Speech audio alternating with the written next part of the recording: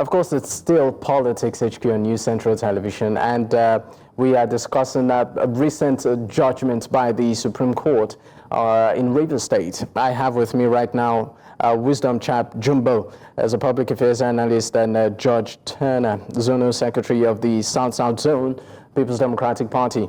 Gentleman and lady, thank you for your time. Yeah, thank you. All right. Let me start with you, Wisdom. I mean, a big development right now in Rivers State. The Supreme Court has spoken. Your takeaways. Thank you so much, and it's good to be on the program this evening. Look, what has happened today is democracy has spoken. And this is why we have the Constitution and the rule of law. And it's a reminder to governors that they indeed must comply to the provisions of the Constitution that they have sworn to protect and all. So today is justice for the truth and the facts of the matter. And in the law courts, what you come to discuss there are facts, and not your emotions.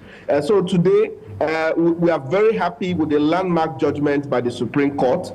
This indeed will bring back the rule of law to Rivers State. And like the Supreme Court justices said today, said there has not been a government in Rivers State because one arm was indeed shut down. As the judges say about the governor, the judges say this is executive rascality.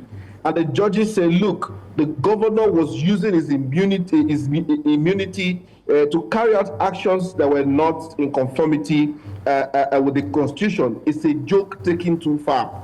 So today we're happy that the Speaker, Right Honorable Martins Chike Amaewhule-led, and 26 others have been reinstated by the Supreme Court, and they resume their duties with immediate effect. And the good part is, remember, October the 5th, 2024, we raised alarm on the Rivers State Independent Electoral Commission holding elections that was not in conformity with the provisions of the Electoral Act and, of course, even the Rivers State Electoral Act. So all of that issues, the Supreme Court, of course, have given judgment today, sacking all those chairmen of the APP that were illegally, elected as local government chairmen. And indeed, this will just automatically bring a reset to the system. We are happy with the judgment, and this will lead Rivers State forward indeed, and we're happy with it. I mean, right now, the big issue, or one of the issues being contended with now, is the issue of, will the state government, comply? Because largely, this ruling isn't in the favor of the state government. What do you see happening here? Look, the governor swore by oath to adhere and protect the Constitution. The Supreme Court is the last court of the land. After the Supreme Court, you need to only appeal your case to God Almighty.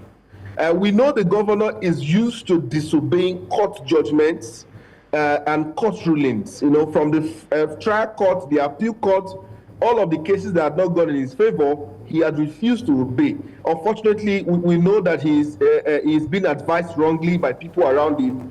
But we want to tell the governor that he should be very guided at this point, seeing that the Supreme Court has spoken. And we don't expect at this stage that he will want to disobey the judgment of the Supreme Court. Otherwise, we don't know what else he wants to do. We are in a democracy, and the Constitution is what we look up to resolve certain issues to avoid anarchy. Already, we know there are many areas in Rivers State now where some certain youths or hoodlums, if you want to put it, are already on the streets, for all manner of things at the moment. Look, the governor, it is in his hands at this point to bring peace to the state by doing what is right.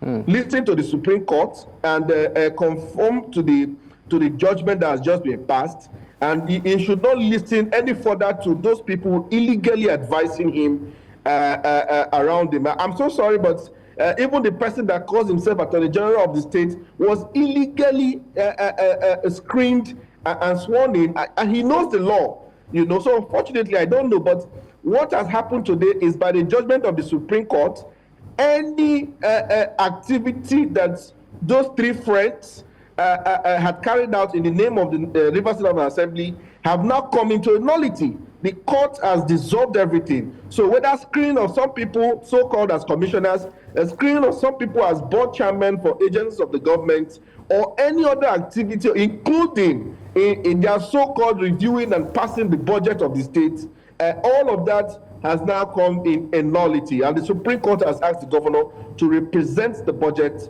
to the assembly, ably led by Martins Amaewhule-led. And we are hoping that the governor will do the right thing. And at this point, if he does anything otherwise, then we don't know what the governor really wants to achieve. But if it's for the progress and peace and stability of Rivers State, at this juncture, we are hoping he will listen to good advice and just carry on with the judgment of the Supreme Court. All right. I mean, you've sort of given a perspective to this, saying that, of course, we know that this is a court ruling. The governor is obliged to listen to all of this. But what ripple effect are we looking at as a result of this ruling on governance and maybe even stability and security in the state? Okay, so I'll take it bit by bit. You know, at some point last year, the Rivers State House of Assembly, ably led by the Speaker, Amaewhule-led, they had extended the tenure of local government chairmen at that point. And everybody raised some drama around it, whether it was legal or not. Indeed, it was legal. So this judgment by the Supreme Court also rests that matter with the sacking of the 23 local government chairmen that were illegally elected. So the House of Assembly now, when they sit, hopefully by Monday, they are also going to decide what are the next steps they are going to take as an assembly. But from what we see from the judgment, the Supreme Court has said the governor has carried out gross misconduct, executive rascality, abuse of power. All of these offenses are impeachable offense. So the governor at this point needs to be very careful. And at this point, when the Amaewhule Assembly will sit, then they will decide what the next steps will be, especially with the budget. Look, Bayo, for one whole year, the government spent money that were not constitutionally approved as it would be in the Constitution.